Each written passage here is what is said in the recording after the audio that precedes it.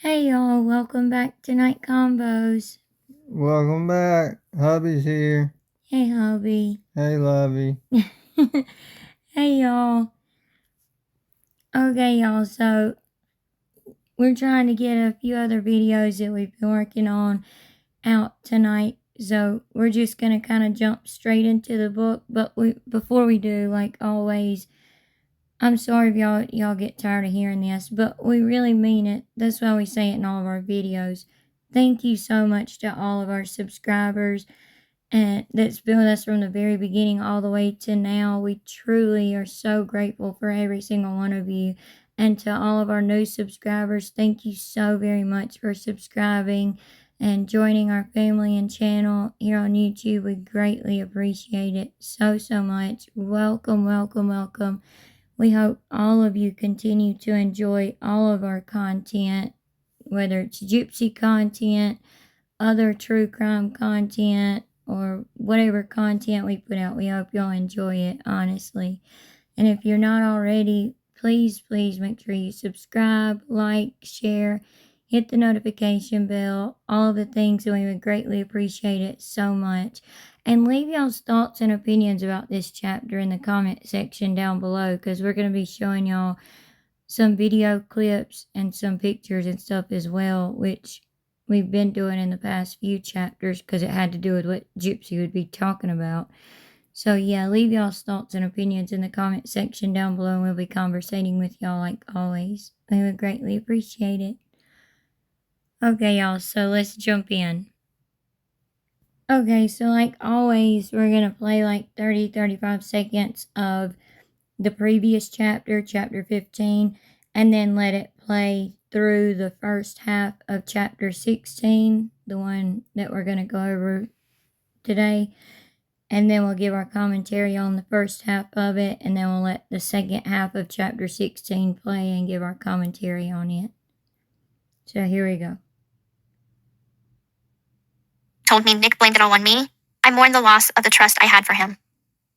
As I became undone, Hancock spoke in metaphors. Something like, "This is your chance to write your own story. You're the pen, and I won't know anything until you tell me what happened. Why did you do this?" "I didn't," I cried. "I didn't." I was lying, but I was telling the truth. 16. County Jail. By the time I asked for a lawyer, Nick and I had already been charged with the exact same crime, first-degree murder with armed criminal action, and we were moved to Waukesha County Jail. It didn't matter whose hand held the knife or whose impulse it was to try to cut a dead woman's head off. The police didn't see a distinction between Nick and me. Outside of Nick's house, sitting on the police car, I was never read my Miranda rights, so I hadn't thought I was under arrest. If I had watched detective shows instead of the Disney Channel, maybe I would have known to lawyer up. But I'm glad I didn't. I needed what happened next to happen. It turned out that my little nest egg of $4,000 wasn't enough to retain an OJ dream team. So I was assigned a public defender who would see me through an arraignment until I would be extradited to Missouri, where I would begin to defend my case. During those 3 days in county, I didn't know who to call for help, other than Nick. Who else do I have in this world other than him? I didn't have any phone numbers. The only phone number I knew was my own, and nobody was there. I was completely unaware of the sensation our arrest was making on national news, which is how my Aunt Celeste and pretty much every estranged family member found out. Celeste is my dad's younger sister, who I vaguely remembered, but I jumped at the chance to call her after she contacted my public defender with her phone number. So my one phone call was to Aunt Celeste. Picking up the receiver to dial her number, my stomach was a battleground where hope and dread duked it out. I dreaded the awkwardness of being vulnerable to a stranger, but I held tightly to hope that she would be able to guide me, to help me. "I know you don't really know me," I said, leaning against the sticky beige wall of the jail, "but I'm in a lot of trouble. Gypsy, do you know your dad's number?" Celeste's voice was shaky, but kind. I wish I could have trusted her completely, but I wasn't sure if she had ulterior motives for reaching out. My mother had told me so many shitty things about every single one of my family members. I found it impossible to consider that Celeste could be genuinely concerned for a niece who was a perfect stranger. I tried to be gracious when she gave me my dad's phone number, but I kept her at arm's length. "The next phone call you get to make," Celeste said, "call your dad." As I waited for permission to make another call, I imagined all the ways the conversation between my dad and me could go. I had no connection to him. We didn't know each other. He was an acquaintance at best. Parents and children don't need words to know what's going on inside. Their shared experience is a language that transcends words. That wasn't the case for me and my dad. He didn't know me well enough to know my proclivities, to gauge my mental or emotional state. Again, dread and hope returned in their circular duel as I picked up the phone and dialed my father. Would he be home? Was he waiting for my call? Did he even know that Celeste told me to call him? What if he's angry at me? What if he hates me? After all this time, why would he help me now? Hello? He said, as if it were a question. I didn't let him get a word in. My rambling took up all the space on the phone line, so I could postpone hearing his response, his rejection. Daddy, I said, I'm innocent. I didn't do it. Don't believe what's on TV because I would never hurt Mama, and I'm really scared, and I know we haven't had a chance to really talk alone all these years. But I don't know what to do, Daddy. Up to this point, my dad and I had never had a private phone call, nor a phone conversation that went beyond the superficial small talk that acquaintances do about the weather or football. This was the first time I spoke to him without my mother hovering and feeding me lines, telling me what to say and how to say it. And this was no small talk. Dad was so... Okay, I meant to stop it at 5:10. Sorry, y'all. But, y'all, I can't get I can't get over the ending of the last chapter. Like, I was lying, but I was telling the truth. That still makes me laugh. Y'all, it really does. Like, what the heck? That sounds so ridiculous. But do y'all think she could have been talking about, like, since the last chapter, we've been thinking about it. And we wanted y'all's opinions. Like, do y'all think that she could have been talking about her part in it? Or could she have been talking about how she was part of it by orchestrating the whole thing for over 2 years, even if she was still a part of the actual act? Like, y'all know what I mean? Does that make sense? Makes sense to me. Okay, like, I was hoping that made sense. And maybe that's what she was meaning by she was lying, but telling the truth. Just something to think about. Like, just wondering what y'all thought about that, because we have been thinking about it since the last chapter. But y'all, OMG, for those of you who haven't seen the interrogation tapes, it clearly shows Detective Hancock coming in to take pics of her after talking to her and allowing her to lie and dig herself in a hole, and then took the pics, like the picture of her hands and knuckles being bruised and swollen, that again she has yet to speak about. So tell us, what is that about, Gypsy? I'd really love for her to speak on why her hands and knuckles were so swollen and bruised. Days. Yeah, I'd like to hear about that too. Yeah, because this was days after the unaliving. Because they stayed at Nick's house and stuff for a few days before they were even arrested. So for her knuckles and hands to still be bruised and swollen, I really want to know about that. And I wonder why she hasn't spoken out about that, because she knows the pictures have circulated everywhere, all over the news and social media. But when Gypsy asked what was going to happen to her at this point, Detective Hancock was done with her lies and had let her know it, and he stepped out and came back in to take the pictures and told her, "You will both probably be booked in on schmurder." And she starts in with her little baby voice saying, "I didn't murder my mom, sir. Sir, I didn't." And he told her, "Just stop, because all you're going to do is lie, and I'm not going to waste my whole night listening to your lies." Detective Hancock then said, You did do it, because you were behind all of it. You were the one that was pulling the strings and controlling all of it," which is so very true. She was behind all of it, and we believe part of it as well, that part of the actual act as well. Y'all look at this.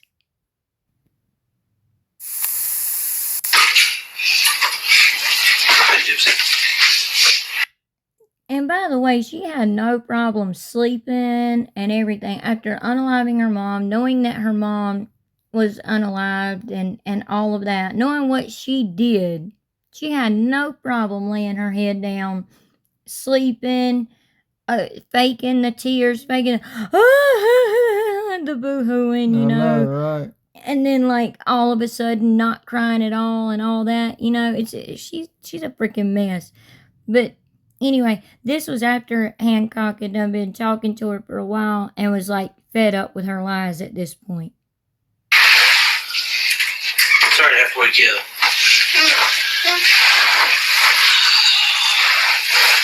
He's about to call her out. Talk to your boyfriend. There's a whole lot of stuff you're leaving out, girl. Like what? Well, I'm not going to get into it with you, okay? You're leaving a lot of stuff out that you need to probably tell me. You want to talk to me about it? Tell me about it? Sure, I'll tell you. Okay. I'll tell you. You planned this with him, okay? Okay, I won't pause the video anymore, but y'all see how Detective Hancock came in and said, okay, we talked to your boyfriend, you're leaving a whole lot out, girl. You want to talk to me about it? And she immediately looked over, grabbed that little fish toy pillow thing that she had been playing with. She's literally on camera in the interrogation, in the whole video. If you watch the whole interrogation, she's literally on camera, like holding the fish up, you know, like wiggling it back and forth, like she's making it swim in the water, like pretending, like literally pretending to be a child, like a 5-year-old child sitting there this whole time until things get real, like right here. But when he said, do you want to talk to me about it? You know, she after saying he already knows everything and he's done talked to her boyfriend and stuff, talking about Nick, and he asks her, do you want to talk to me about it? She immediately looks over and says, sure, yeah, I'll tell you anything, while she's looking over to the side and grabbing the fish pillow and kind of fidgeting with it a little bit. The absolute multiple signs of deception and bold-faced lying right there in her body language. Just wanted to point that out. Which, I mean, we could do a whole video on pointing out her deception and lies in just her body language in this video. But we're not doing that here. But we could do a whole video on just that. Her body language in her interrogation. Didn't get locked in the bathroom, okay? I'm not stupid. First of all, the lock's on this side, so you can't get locked in there. Okay, you went in there because you brought that knife into the picture. You brought the idea into the picture. I didn't bring the idea. You did bring it into. You brought the whole thing into the idea. No. And he did it for you. No. Yeah, No. he did. Okay? So, the lies, they're done. I'm not going to sit in here all night long. No, I won't give you like, I did not think of this. I know that he has a evil side, and wow, he did want to do it. Okay, I understand that. He wanted to get rid of my mom. Yeah, for oh you. my god. Yes, for me. Yeah, because you asked him to. He wanted to. Yeah, because you asked him to. Plain and simple. Exactly. Gypsy, we're not playing this game, okay? You asked him to. That's why he did it. Okay? Yep. Plain and simple. We're not playing this game. I'm not going to spend all my night long listening to your lies anymore. You told me the truth on some things, but you left a lot of stuff out. You left a lot of stuff out. So we're not playing this game, okay? He's already told me everything. Everything. We're both trying. The knife was mailed. You guys mailed it here, okay? We know where the knife's at. So the gig's up. You're done. It's up. You're done. Look at her. You're done. You hated your mom. I did not hate my mom. I did not hate She my mom. was I trying to loved my mom. conjure up some And tears. You would have never done this to your mom. He needs to tell you that I honestly have been having horrible, and I didn't want to do it, and he said that he would commit suicide if we didn't. She ain't even finishing a sentence. She's literally not talking about, he needs to tell you, I had horrible, and I didn't do it, and, not even finishing a sentence. Sorry, y'all. Did he tell you that? Yep. Yep. I said that it was a bad thought that I was thinking, and I don't think that we should be doing this. A lot of people think about stuff, but when you act, that's when you cross the line. And that's what you've done. You acted upon it, and he acted upon it. So, okay, we're done. You're obviously going to keep telling me lies. I'm not sure. I'm not sure. Now you're going to be booked in for, later on down the line, you're going to be booked in for probably murder, okay? As long as, and with him as well, okay? All right? I didn't murder my mom, sir. Listen to me. Listen to me. You did, because you're behind it. You pulled all the strings on it, and you're behind it. Listen, Gypsy, I'm not going to sit and argue with you about it, okay? All I wanted was him to come and get me. No, that's not all you wanted. There's a lot more to this whole story that you're leaving out. I'm not going to play the sympathetic game. I'm not like that, okay? I can see right through it. Okay? Please, I'm not able to be in jail. I have a lot of medical I understand that, and that'll get taken care of, okay? So, sit tight. Like that was gonna save her. Dang. I'm not able to be in jail. I have a lot of medical stuff.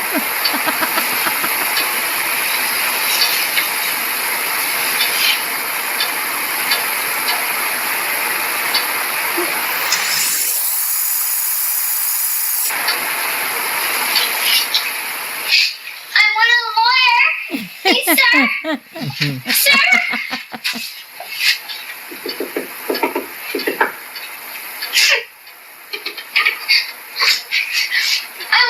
I know this is a funny part, but y'all pay attention to this because she's gonna mention this in her book.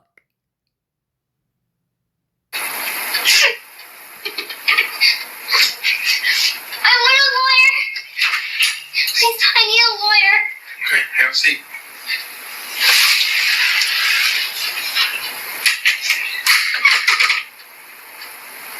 I mean, she tries to say in her book she wishes she would have known to ask for a lawyer when they were getting arrested. Someone help. She Help knew. me. What? I didn't. Someone help me. I didn't do this. Yeah, you did. You pulled all the strings. Just like the detective said, you pulled all the strings. You didn't care about your mom needing help and hollering for help, though, did you there, Gypsy?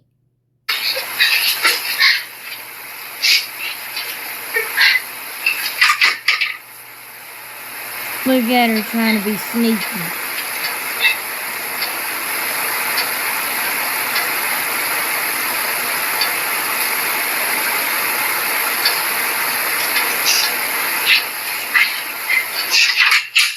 We'll be right with you, okay? We'll let you know what's going on. Come back, guys. Okay, he actually stepped out right now. So if you just want to hold that, and when he comes back, we'll be able to, okay?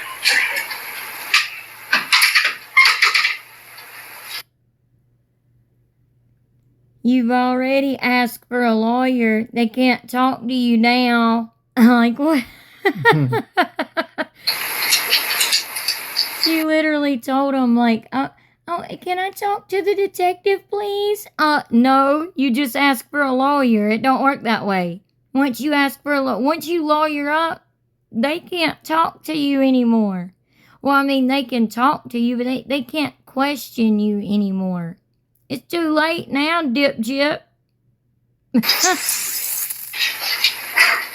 at her. And then tries to scoot back up on the couch real quick. Like she wasn't just now on the floor trying to be sneaky. Look at her. And what did you think you was gonna hear?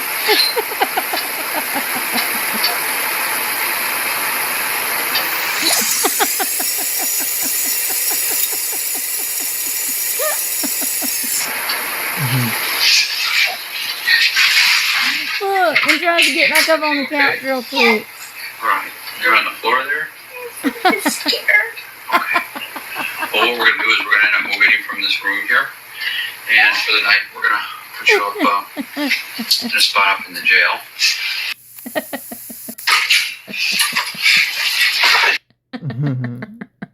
She tried to say she couldn't go to jail too. Yeah, thank you, hubby. Can y'all believe she tried to tell Hancock that she couldn't go to jail because she had a lot of medical problems? You know how many people are in prison that have like literal cancer?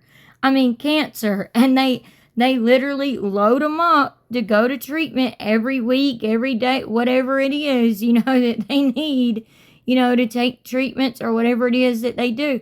Or people that are in prison that are on dialysis and have to go to dialysis 2-3 times a week. They load them up in the prison van. They take them to get their dialysis. They stand there at the door, wait on them. When they're done with their dialysis, they get them back in the van and take them right back to prison. Like it's not like a get out of jail free card just because you're sick. Like dang.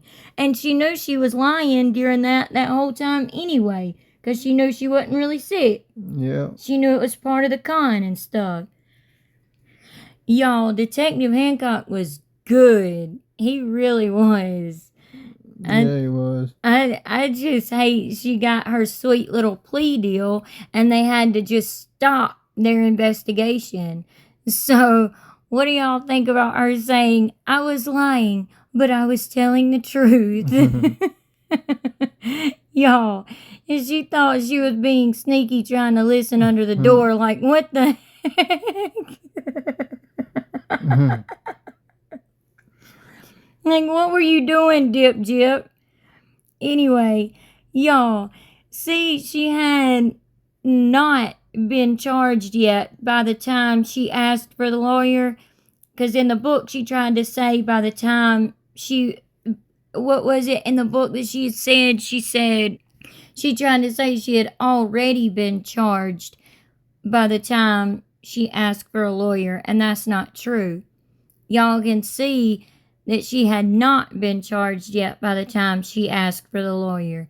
She was just told what she was probably going to be charged with, quote, on down the line, as Hancock put it.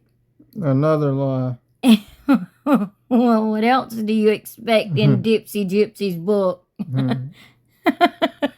It's fiction. Anyway, she's lying again, speaking of that, because she said in her interrogation that she knew a few phone numbers, not in this part of the video, but in another part of her interrogation. She said she knew when she was, like, the first part of her interrogation before Detective Hancock got there from Missouri, because they had to come from Missouri to Wisconsin, and before he got there, she was talking to that young officer that was sitting outside the door, and she was sitting there on the couch playing with her fish and telling him all about Harry Potter and stuff. You know, during all that time, she was saying she had remembered some phone numbers, and she said that she knew a few phone numbers when she was trying to flirt with the young officer sitting with her, and told him she remembered Dan's number, but they weren't on good terms. Like, what the heck? She knew her Dan wasn't going to come save her. that, or she knew he could have been the other person possibly involved, and she couldn't call him. You know what I mean? Yep. Y'all, she said she called her Aunt Celeste, but we haven't heard of her since. Have y'all? Like, have y'all heard of an Aunt Celeste since then? Or since, like, I've never heard of an Aunt Celeste, actually, Yeah, me either. until right now, since she mentioned it in the book. So if y'all have, please let us know. But I'm glad she admitted that she didn't know her dad at all, less than a month away from being 24 years old. Y'all, don't forget we do have a video we're working on about Rod choosing to not be in his daughter's life. Which is so pathetic. Yeah, I couldn't imagine doing that to our kids. That's disgusting. He did give up his rights to his daughter Nicolette, though, even though Christy claims she didn't make him or try to tell him what to do and that it was all Rod's choice. But what do y'all think about that? Like, do y'all believe Christy kind of pushed Rod to do that? Or do y'all think that Christy really stayed out of it? Because she claims she stayed out of it. And I think she mentions that in that live where we were talking with her on that live on Brandy's channel. So yeah, and we'll be posting that on our channel as well too. So y'all be looking out for that and have your notifications turned on. But I don't think Dee Dee hovered over her when her dad would call her either. Heck, he never called often. Dee Dee knew Rod wasn't going to try to have a real relationship with her anyway. Yeah, and I don't think that Dee Dee was afraid of him saying something like how old she really was and all that crap Gypsy has said. In our opinions, anyway. Let us just make that clear. It's our opinions for entertainment and educational purposes only. Gypsy, Rod, and Christy have all said that Dee Dee allegedly told them not to tell Gypsy how old she was. So if we pretend that, like, just for a minute, y'all, if we pretend that is true, then why would Dee Dee need to hover over her when she was on the phone with her dad? Not to mention, Gypsy knew about the cons they were doing, you know? Okay, y'all, let's get into the second half of this nonsense. Okay, here we go with the second half. Oh, I'm sorry, y'all. Hold on. I forgot to turn the volume back up. Okay. And this was no small talk. Dad was so unbelievably calm.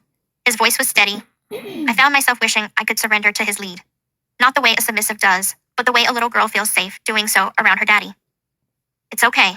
Don't worry. It's okay, Dad said in his buttery Cajun accent. Just hang tight. We'll get you through this. I so desperately wished I could trust him. What's wrong with me? My dad's job as a trawler requires him to remain calm when the sea tries to swallow a cruel whole. Even though he was grappling with his own shock, confusion, and anger about the scam that defined his life, my dad planted his feet behind the captain's wheel, navigating me, the way he never was allowed to when Mama was around. We said our goodbyes. Soon I'd see him in Missouri, when we could begin working with my Missouri-appointed public defender, Mike Stanfield. While I waited to be transported to Missouri, I was still in the phase where I believed Nick loved me, and I loved him. We would accidentally pass each other in county jail, with our attorneys shielding us from making eye contact. I was angry and sad because I felt betrayed by his interrogation video. I really thought he would never sell me out. But even though I was hurt, I still couldn't help worrying about what was going to happen to him. We wrote to each other through a metal grate in the wall in the recreation room. In the mornings, the women used the rec room, and in the afternoon, the men occupied it. We would leave letters for each other to find behind the grate. I need you to be brave, Nick wrote. I'm so sorry you are going through this, I wrote back. In one letter, he quoted Ephesians 5, which he translated as something like, wives are supposed to be submissive to their husbands. With all that was going on, he still wanted to play games. Love is patient and kind, not dominant or submissive. I don't recall the Bible saying love is deviant and humiliating. But before the crime, I mistook these behaviors for attention, and any attention at all made me feel seen and beautiful. Being submissive was also familiar. My mother had wanted an infant. Nick wanted a slave. Both required them dominating me, and me letting them. I tried to hang on to what I thought was a bond of forever love and deep intimacy. We'd leave etchings on the wall. NPG loves GB. My first letter was an apology for getting him into this mess.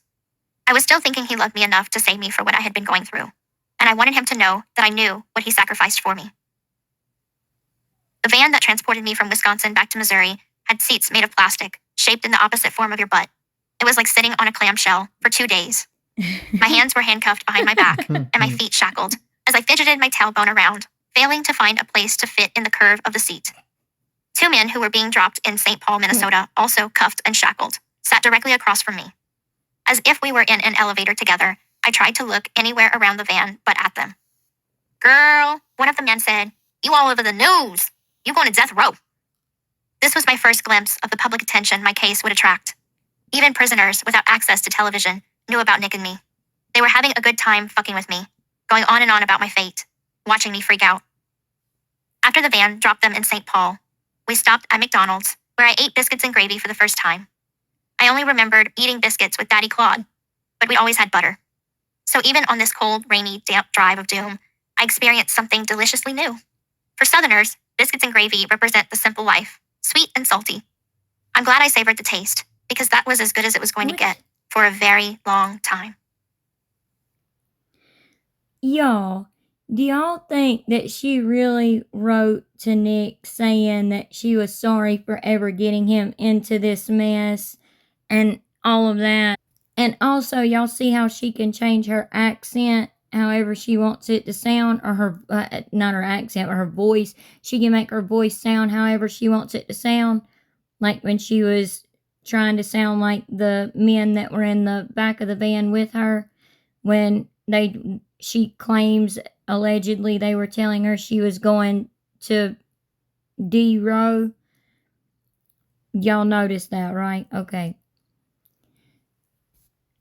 Have y'all ever wondered why Rod and Christy didn't do everything they could to get Gypsy a good lawyer rather than her having to depend on a public defender? Because most of them don't care about their clients and they do the least amount of work needed for the case. Y'all have to remember that this was before any of them knew Mike Stanfield and became good friends with him. Which, by the way, all the things he has done, like him and his wife staying at the Airbnb with the family when Gypsy got out of prison, and Ryan picked her up, being at her book signing, becoming her manager, the list goes on, y'all. It's not illegal, but it is unethical. When you're in nursing school, you have to take like a law and ethics class, and what all he's done is definitely unethical. Let me just say, in my opinion. Then, y'all, she says she felt betrayed by Nick's interrogation video. Excuse me, what? You, Gypsy, sold Nick out. You were the one laughing and telling people in the county jail that your boyfriend was going to take all the blame and you weren't going to have to go to prison.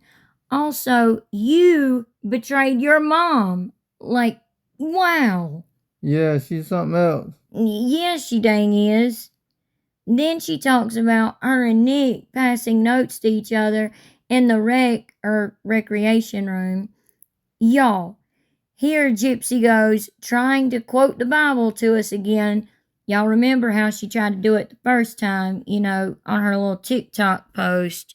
I think it was something about treating people the way you want to be treated or something like that. She was trying to teach us about the Bible. We have a video on it on our channel. And it's literally titled Gypsy Tries to Teach Us About the Bible, or Gypsy Teaches Us the Bible, or something like that. But y'all, here Gypsy goes again, trying to quote the Bible to us again without knowing what the heck it means. Y'all look at this. And so we pulled this up because we're not like on a live video where I could like pull out my Bible and show y'all. But anyway, literally, this is what she's talking about.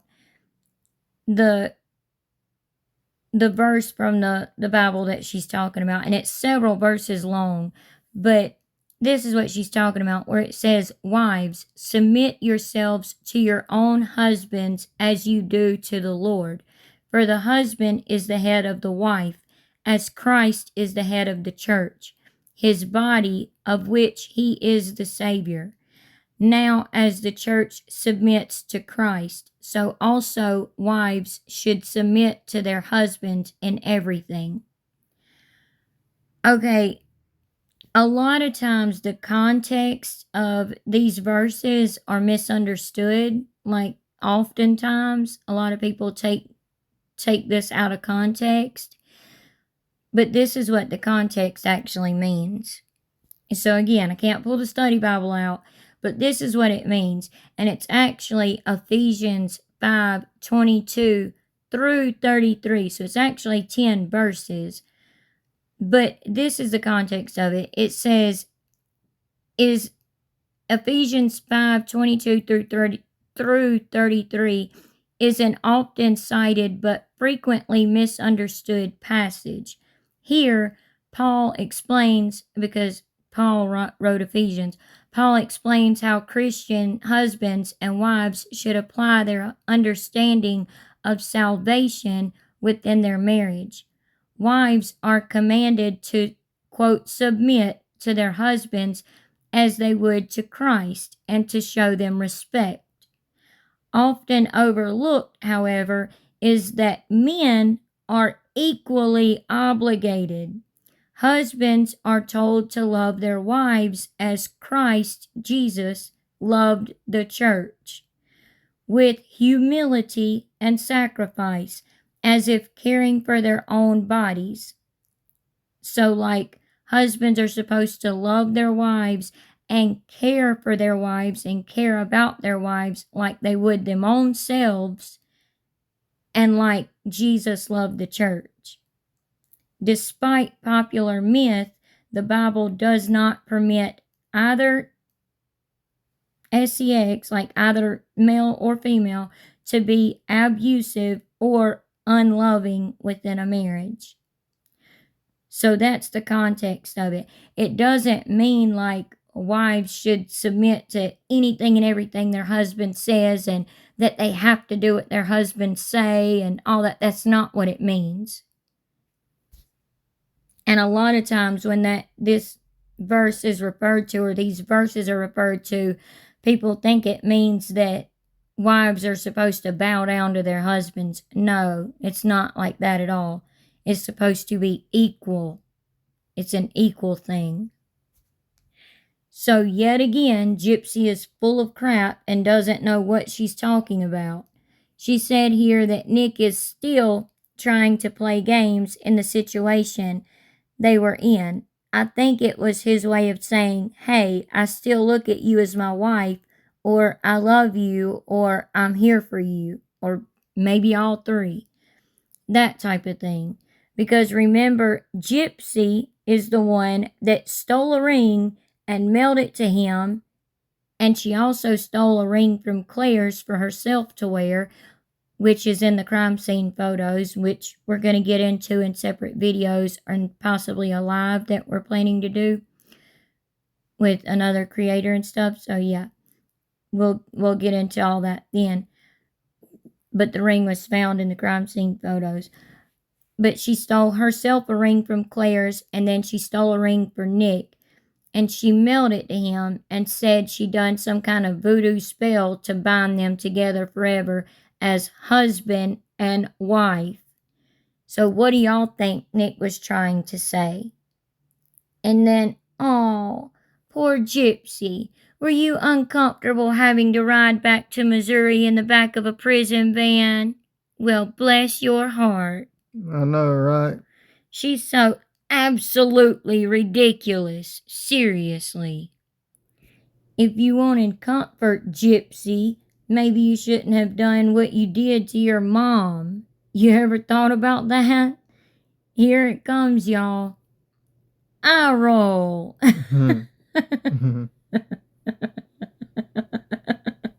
She is so ridiculous. She really is. Yeah, she is. And she said one of the men being transported with her said she was all over the news and was going to the row, DEATH row. Y'all know she had to throw in an F-bomb for absolutely no reason other than to try to sound cool, I guess, in her book. You ain't cool or hot like you love to call yourself, or any of that crap, Gypsy, and you never will be, especially with the way you've been acting. Then, y'all, she tries to say the van stopped at McDonald's where she ate biscuits and gravy for the first time. What in the actual flying flip, Gypsy? And she's already told us that the first time she had biscuits and gravy was when she first got to Chillicothe. And she said she gave her biscuit away for biscuits and gravy. Like, oh, you nasty. She didn't even know the person. Going by the way Gypsy tells it anyway, but that was a lie. That happened, but not the first dang day as soon as she walked in there, y'all. She's truly, I don't even know what, but she's something. But that's what she said, though. I thought she was lactose intolerant. Oh, yeah. Thought you were lactose intolerant, Gypsy. Dang. Then she said, the lies and the contradictions is just like, ugh. It really is.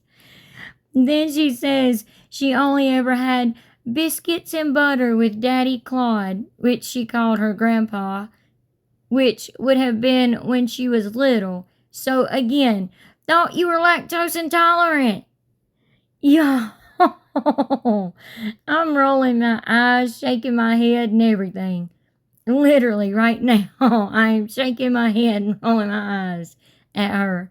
She's a pathological liar and not a very good one at it. Not at all. That's pitiful. That's pitiful that you're a pathological liar and you're not even good at it. It's just plain pitiful. And okay, no. Biscuits and gravy ain't sweet and salty. That's what I was about to say. Like, no. What the heck? Biscuits and gravy are not sweet and salty. They're just savory, not sweet and salty. If they are sweet, you did something wrong. You just plain Jane did something wrong. Then she tries to end it all pitiful sounding and talking about that was as good as it was going to get for a long time. Like, dang. For goodness sake, she had it good at Chillicothe, seriously. Having her own TV, a tablet, cable. They even had pool tables, y'all. But them biscuits and gravy was as good as it was going to get for a very long time.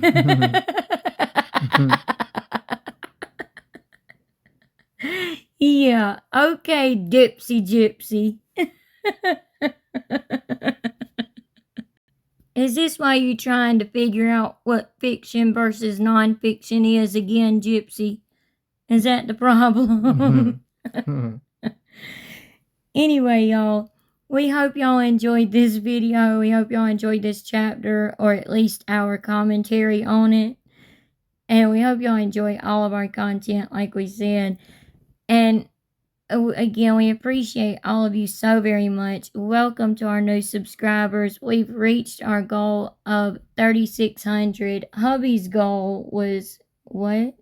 3,700. Yeah, 3,700 by the end of the month. So we're going to make it a little competition. And I'm going to say my goal is 3,725.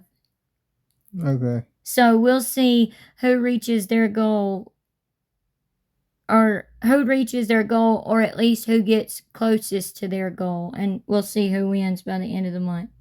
And see who, like, which number is at the closest, to see who wins at the end of the month. Alrighty. Sounds good to me.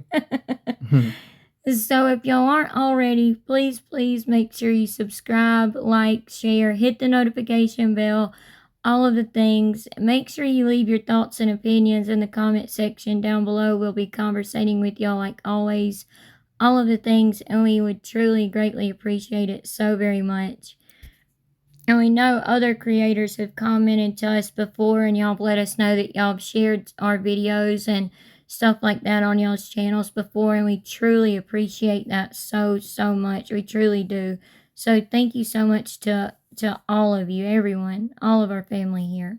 Thank you. And we hope y'all have a good night, and God bless. Have a good night. God bless. Bye. Bye.